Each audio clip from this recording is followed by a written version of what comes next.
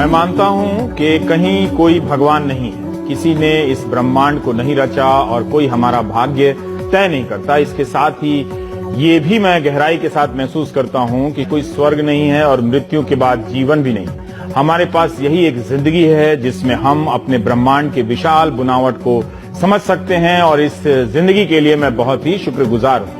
ये बात अगर मैं अपने नाम से बोल दूं तो 50 लाठी वाले दल लेके पहुंच जाएंगे, लेकिन स्टीफन हॉकिंग के सामने किसी की हैसियत नहीं है कि कोई उंगली उठा सके। स्टीफन हॉकिंग ब्रह्मांड की बारीकियों को समझने और समझाने वाले एक महान वैज्ञानिक ही नहीं, वो मिसाल थे इस बात की कि इच्छा शक्ति अगर हो तो शरीर की लाचारी दिमाग को किसी का मोहताज होने के लिए मजबूर नहीं कर सकती।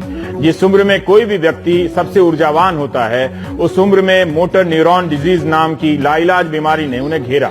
डॉक्टरों ने कहा कि वो कुछ साल ही जिंदा रहेंगे, लेकिन उन्होंने डॉक्टरों को गलत साबित किया और व्हील चेयर पर बैठे बैठे इस असीम ब्रह्मांड के राज ढूंढे और दुनिया को बताया। ब्रह्मांड की उत्पत्ति को समझाने वाली उनकी किताब a brief history of time की 1 करोड़ से ज्यादा प्रतियां बिक चुकी हैं और दुनिया की 35 भाषाओं में इसका अनुवाद हुआ है। ब्रह्मांड की उत्पत्ति से लेकर ब्लैक होल्स तक उनका काम विज्ञान की दुनिया में मील का पत्थर है, जो आने वाले कई साल तक वैज्ञानिकों को व्यस्त रखेगा। स्टीफन हॉकिंग को हम कैसे समझे, ये बताने के लिए हमारे साथ है डॉक्टर दक्ष लोहिया, जो कैम्ब्रिज में उनके छात्र रहे हैं, उनके साथ काम किए हैं। 78 से 82 तक तो उनके छात्र रहे हैं और उसके बाद भी लगातार फेलो के रूप में काम रहे हैं। दक्ष साहब, आपका स्वागत। आप हमारे दर्शकों को, बहुत सारे बच्चे देखते हैं, उन्हें बता दीजिए कि ये महान वैज्ञानिक जिनको आपने नजदीक से देखा है, किस रूप में देखा, उनकी क्या लगन थी, कैसे इतना वो काम करते थे, कुछ भी आप उनके बारे में बता दीजिए, हमारे लिए फर्स्ट हैंड जानकारी होगी।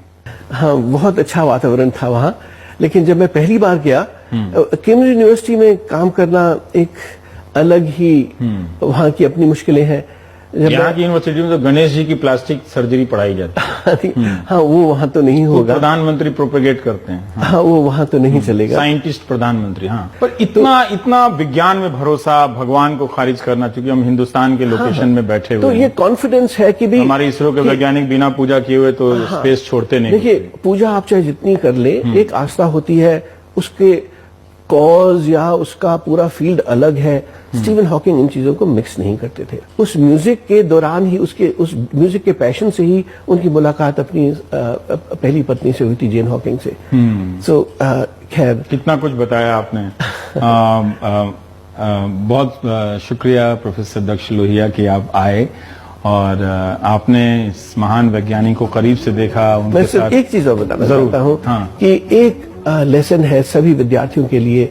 और कि जब मैंने उनको देखा तो मैं अपनी जो डिसेबिलिटीज वो तो भूल ही गया, और बस ये था कि भाई एक लेसन है सबके लिए कि चाहे जितनी भी खराब सिचुएशन हो, नेवर गिव अप। लड़ते रहना है ना, तो लड़ते रहिए, कभी हार मत मानिए, जीत इंतजार कर रही है आपका।